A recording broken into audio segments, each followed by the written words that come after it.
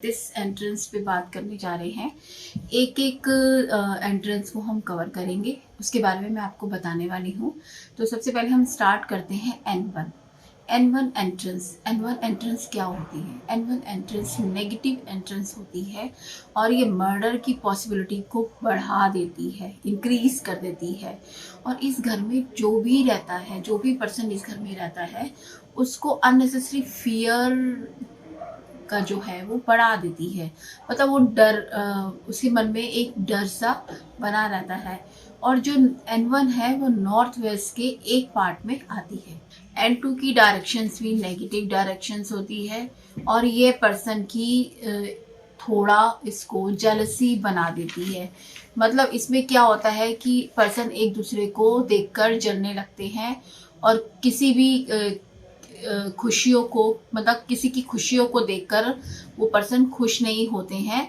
और साथ में ये इनका जो फ्रेंड सर्कल होता है या जो इस घर में रह रहे होते हैं, उनको एक दूसरे से शिकायत रहती है। मतलब जो भी पर्सन N3 डायरेक्शंस होती है पॉजिटिव एंट्रेंस मानी जाती है और उस पर्सन को मनी से अबंडेंट रखती है। घर की एंट्रेंस N3 हो तो आप चेक करेंगे कि इस घर में मेल चाइल्ड होने की संभावना रहती है। अगर घर की एंट्रेंस N3 है, जो बच्चा भी होता है तो वो भी मेल ही होता है।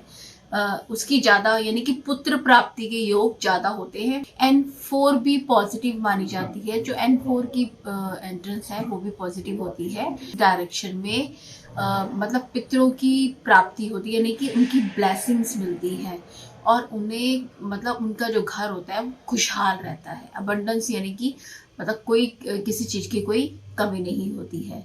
और अब हम बात करेंगे N5 की। ये ना तो पॉजिटिव होती है और ना ही नेगेटिव होती है। ये एंट्रेंस क्योंकि इस घर के लोगों को जो माइंड में होता है उसे आध्यात्मिक बना देती है। लोगों के मन में जो भी चल रहा हो उसे वो आध्यात्मिक उसके माइंड को आध्यात्मिक बना देती है। अब हम बात करेंगे N6 की। N6 एंट्रेंस जो मानी जाती है वो नेगेटिव एंट्रेंस मानी जाती है और इस घर में रहने वाले लोग बहुत ही एक्सेस एंजाइटी का बिहेवियर करते हैं, यानी कि रूड बिहेव करते हैं।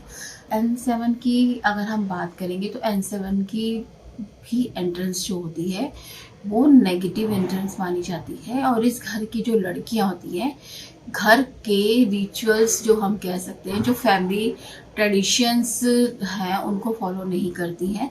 जो भी उनका कल्चर है उनको वो फॉलो नहीं कर पाती हैं, उनसे दूर रहती हैं। N8 जो डायरेक्शन है वो ऑर्गेनाइजेशंस के लिए पॉजिटिव एंट्रेंस मानी जाती है। जो भी लोग कमर्शियल बैंक में डील कर रहे हैं उन लोगों के लिए अच्छी है क्योंकि ये हायर बैंक बैलेंस देती है। E1 की एंट्रेंस को अगर हम लेते हैं, N की एंट्रेंस कंप्लीट हो चुकी है, अब हम E1 के एंट्रेंस को मानेंगे। E1 की एंट्रेंस क्या देती है? E1 की जो एंट्रेंस है वो नेगेटिव एंट्रेंस है, मॉनेटरी लॉसेस देती है, एक्सीडेंट भी करवा सकती है। और ये E1 जो होता है नॉर्थ ईस्ट के एक पार्ट में आती है। E2 और E3 ENE में आती है। मतलब अगर हम बात करें जो E1 की जो है, E1 आती है नॉर्थ ईस्ट के एक पार्ट में और अगर ENE की बात करें इसमें E2 और E3 आती है।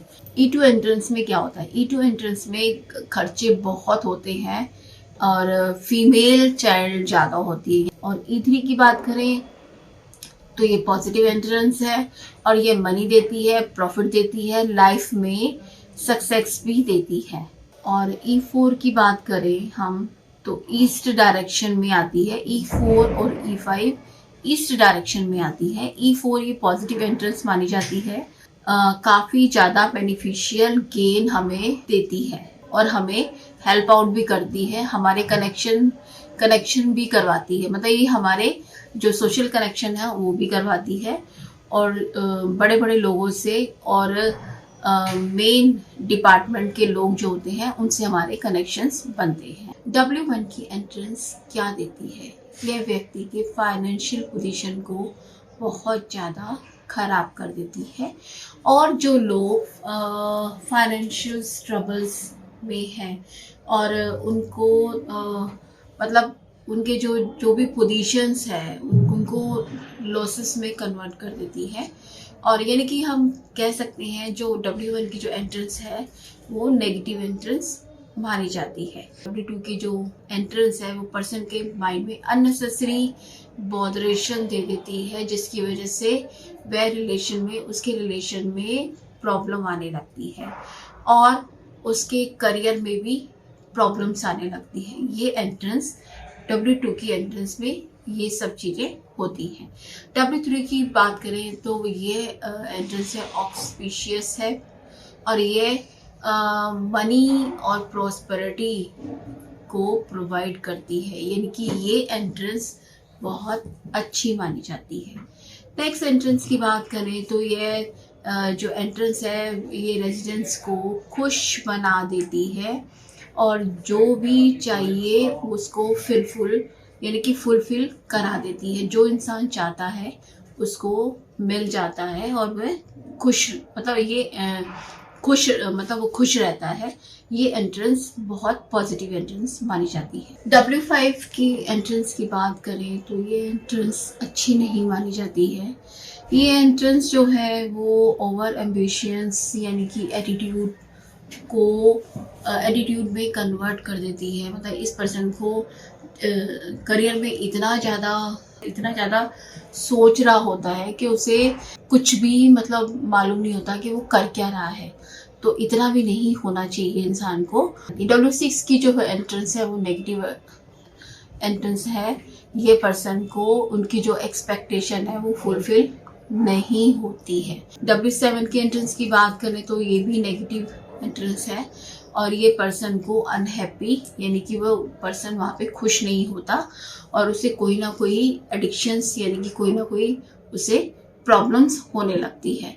और W8 की जो एंट्रेंस है ये पर्सन को सेल्फिश बना देती है। मतलब सेल्फिश बोले तो सेल्फिश हर एक चीज़ के लिए मतलब अपने बारे में ही सोचना, किसी के बारे में नहीं सोचना। तो आज हमने जो है 32 डायरेक्शंस को कवर किया है। आगे भी हम वीडियोस लेकर आएंगे। ये छोटी छोटी जानकारी है जो कि हमें ध्यान रखना है। डायरेक्शंस है S1 डायरेक्शंस क्या देती है ये नेगेटिव इफेक्ट क्रिएट करती है, मेल चाइल्ड के ऊपर करती है। मतलब जो बच्चे होते हैं, लड़के होते हैं, उनके ऊपर ज़्यादा इफेक्ट होता है। ऐसा भी हो सकता है बुरी संगत की तरफ बच्चे हैं वो अट्रैक्ट हो जाएं, जैसे कुछ भी हो सकता है, एडिक्शंस हो सकती हैं या किसी प्रकार का कोई नशा हो सकता है, इस तरह की चीज़ें हो सकती हैं। S2 की बात करें, दिस इज गोल्ड, इन लोगों के लिए बहुत अच्छी होती है जो MNC में काम करते हैं। मतलब उसमें ग्रोथ लाती है। ये जो एंट्रेंस होती है उसमें जो वहाँ के रहने वाले लोगों में मतलब ग्रोथ लाती है और रेगुलरली प्रमोशंस, हाईएस्ट प्रमोशंस होता है, सैलरी इंक्रीज होने की संभावना रहती है। मतलब सैलरी। S3 की एंट्रेंस की हम बात करते हैं तो ये एंट्रेंस पॉजिटिव एंट्रेंस मानी जाती है और ये मनी और सक्सेस भी प्रोवाइड करती है। जो इस घर के अंदर रहने वाले पर्सन होते हैं उनको नेम एंड गुडविल भी अर्न करती है। और S4 की अगर हम बात करें तो S4 की एंट्रेंस क्या देती है, ये भी एक्स्ट्रा मनी प्रोवाइड करती है और क्लाइंट्स को भी मनी देती है और फेम अगर कहें तो फेम और मनी भी प्रोवाइड करती है। और जो पर्सन मीडिया में है या एक्टिंग मतलब उसमें एक्टिंग में है उनके लिए S4 की एंट्री बहुत ही पॉजिटिव मानी जाती है। और S5 की अगर बात करें तो वह इंसान को कर्जे में डुबो देती है और फाइनेंशियल वाले लॉसेस होने लगते हैं। चोरी हो जाना या फाइनेंस में लॉसेस हो जाना, इस तरह के ये हमें लॉसेस प्रोवाइड करती है। S6 की जो एंट्रेंस होती है वह व्यक्ति को पॉवर्टी यानी कि गरीबी देती है। ये सबसे नेगेटिव एंट्रेंस मानी जाती है। और अगर किसी की घर की एंट्रेंस S5 और S6 है, S7 की जो एंट्रेंस है वो जो भी आपके एफर्ट्स है उसको वेस्ट कर देती है, जो S7 की एंट्रेंस होती है। S8 की जो एंट्रेंस होती है वह पर्सन को अकेला रहना, समाज में अपने आप को डिस्कनेक्ट, यानी कि अपने आप को समाज से वह अकेला कर देता है, यानी कि डिस्कनेक्ट कर देती है। इस तरह की जो एंट्रेंस होती है यानी कि S8।